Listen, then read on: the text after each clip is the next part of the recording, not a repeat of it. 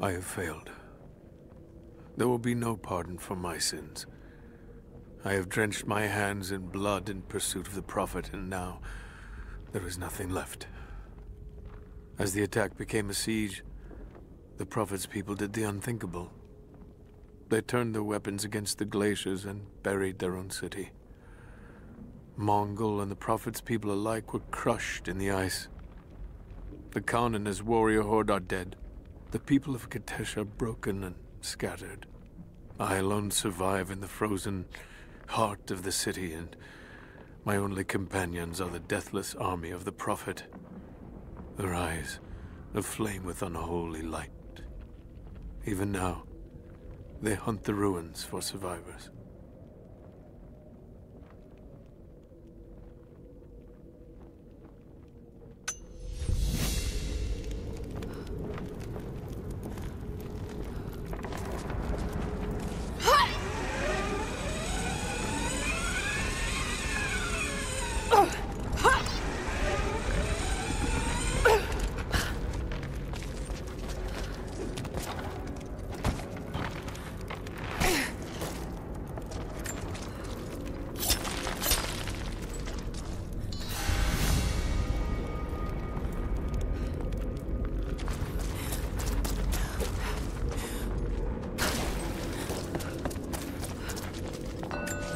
To be sure, Mongolian grammar is tricky, but it reads like directions.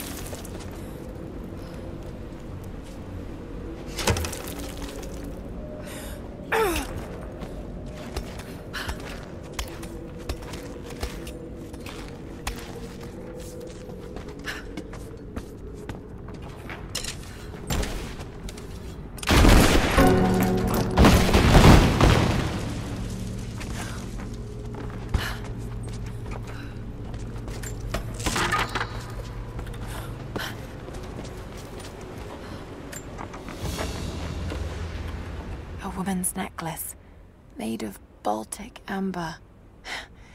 Incredible craftsmanship. It must have belonged to a noblewoman.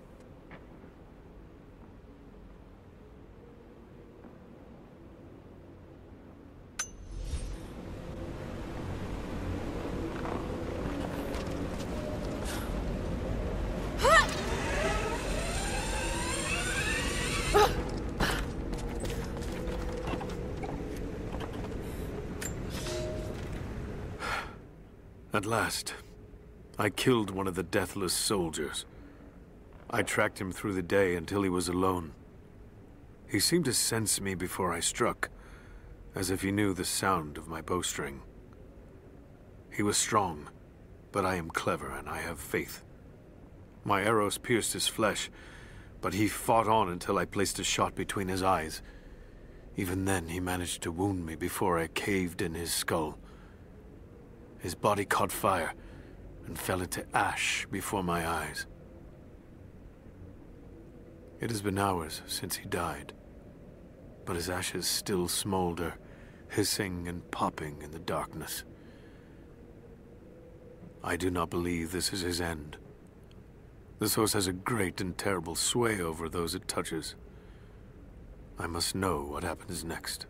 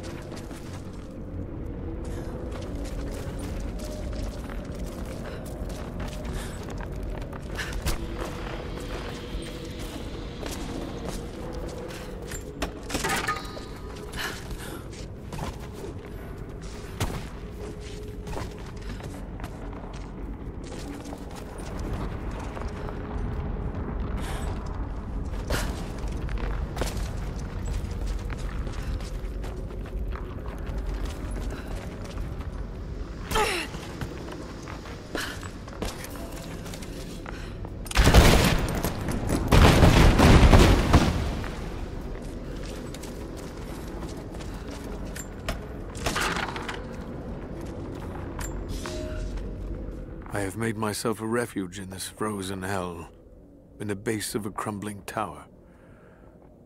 I have laid away food and weapons enough to defend myself. But I am the last survivor. By day I watch the deathless army, learn the paths they take. They follow the same patterns day in and day out, like men trapped in a dream. They are fierce, but they are hollow. Whatever made them men is long gone, replaced instead by a soul of cold iron. I must be careful, but I must know more about them. If this is what the Source can do in the hands of a heretic, think of what it could do in the hands of the righteous.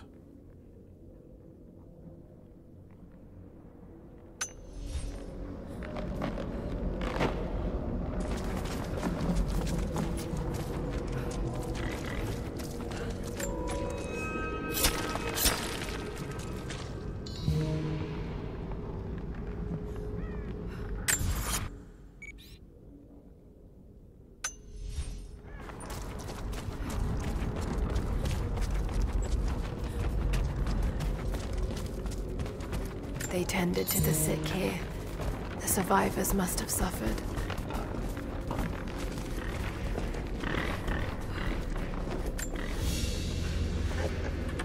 A vase made of silver.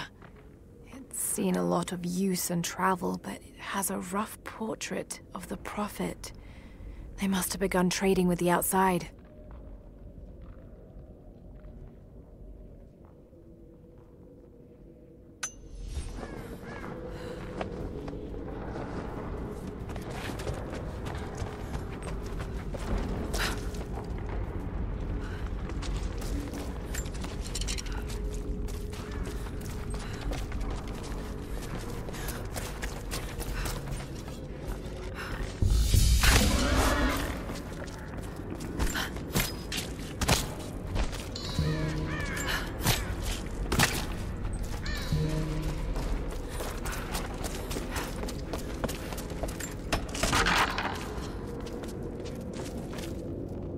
Incredible.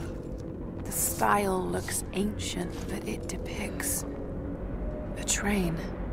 The coming of the Soviets.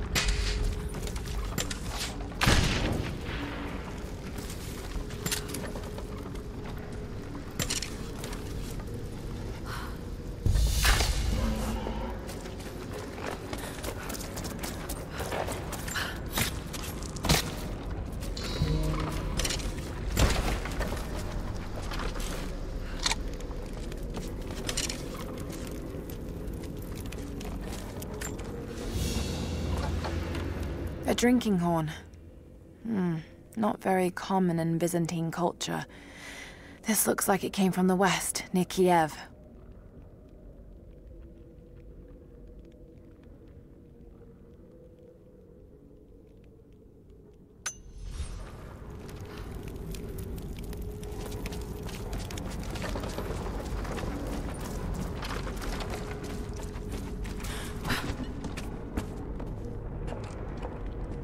Stables. Nothing but bones, picked clean.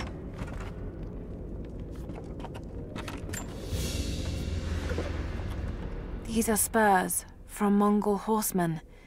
They're far more decorative and lavish than I'd expect. But they're still well used. Whoever owned them was wealthy, but they rode with the army.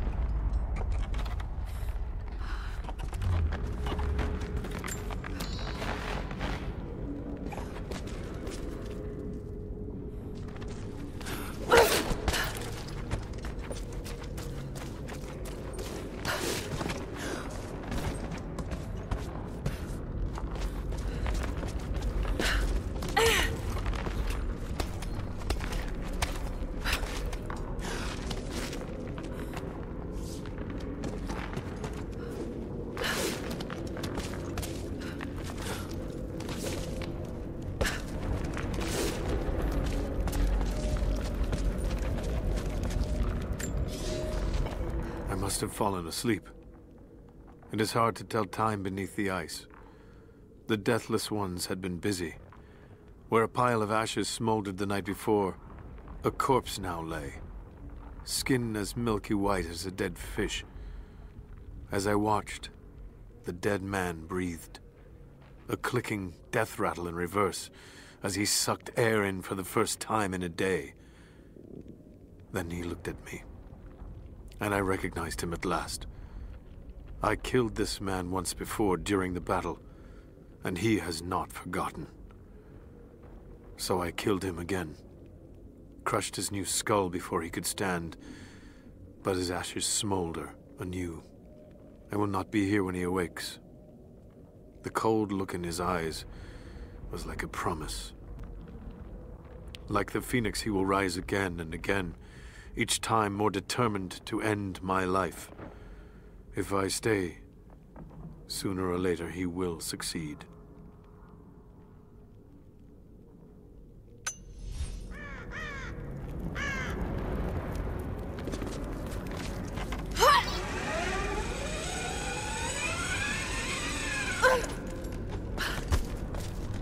Those banners, the insignia of the Deathless Army?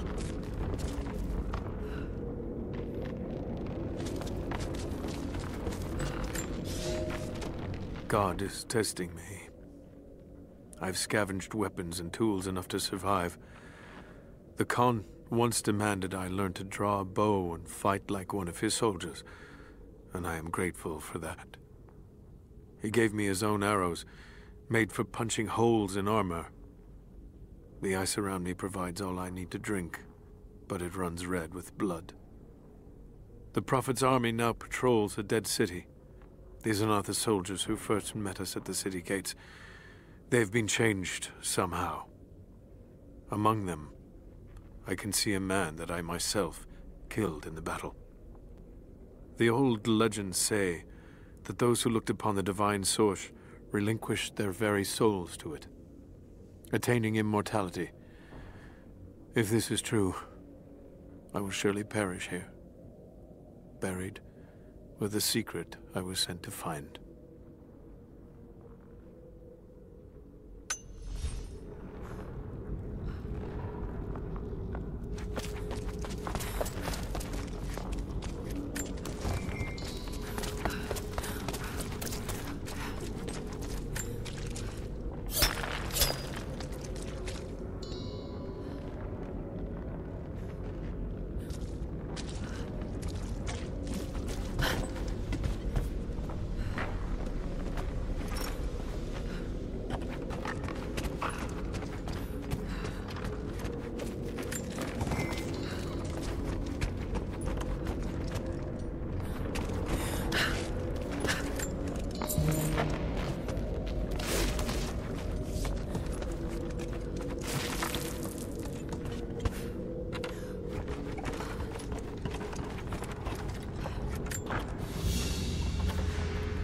There's a piece of flint in the pouch. It's a striker to start a fire. Each Mongol soldier had to be self-sufficient.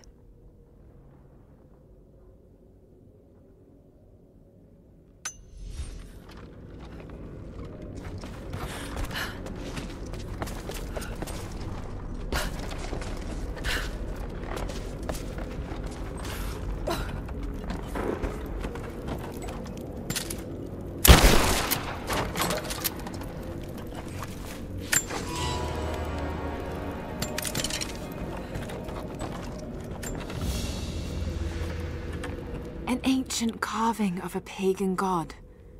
Perhaps a fertility idol. It's thousands of years old.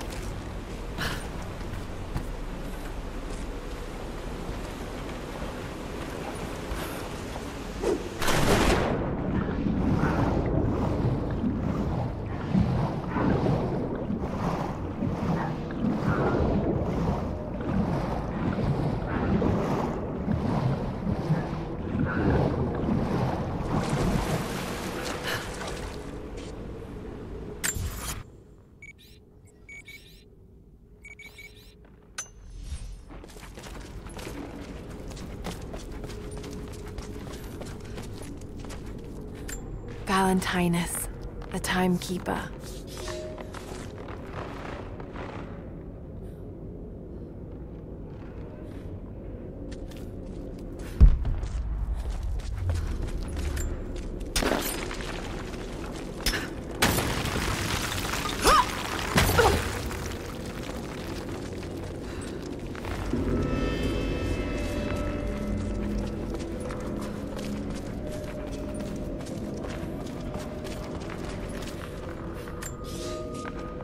After the city was built, the first generation of followers stared out upon it.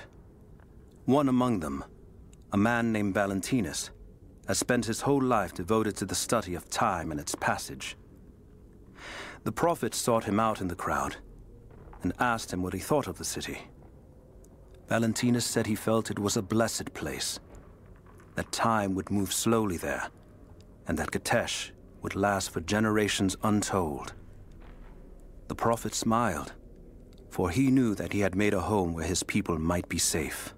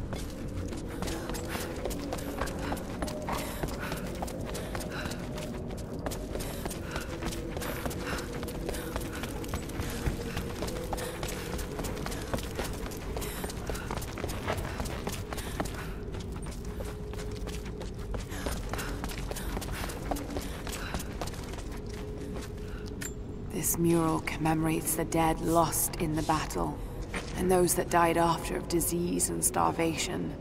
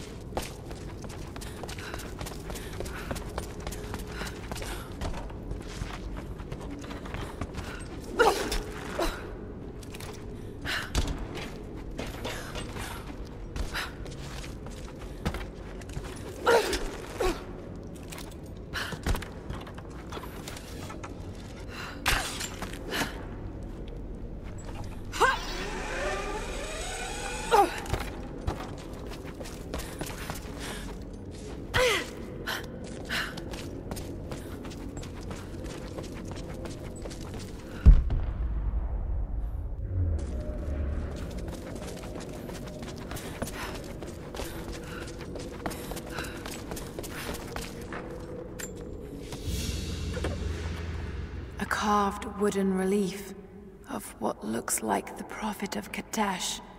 It's well worn and damaged. This isn't made of local timber. Word of the Prophet must have spread.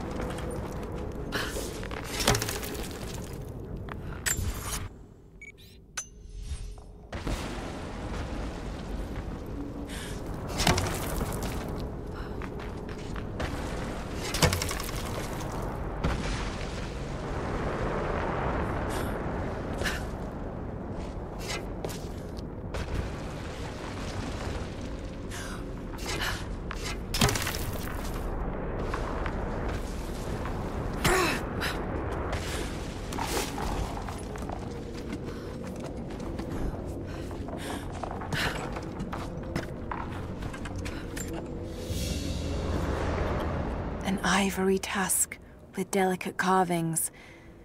Something unusual about the pattern.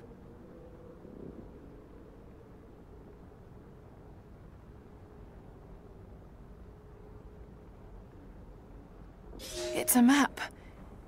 It shows a path through the mountains to Katesh.